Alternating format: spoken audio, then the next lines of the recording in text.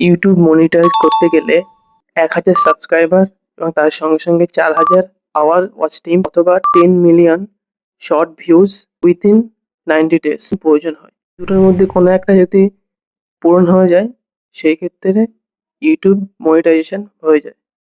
কিন্তু ইউটিউব বড় আপডেট দিয়েছে 1 ফেব্রুয়ারি 2027 এর আগে যদি কেউ ইউটিউব মনিটাইজেশন করতে চায় সেই ক্ষেত্রে ১,০০০ সাবস্ক্রাইবার এবং ৪,০০০ আওয়ার ওয়াচ টাইম কমপ্লিট করতে হবে, তাহলে ইউটিউব চ্যানেল মনিটাইজেশন হবে।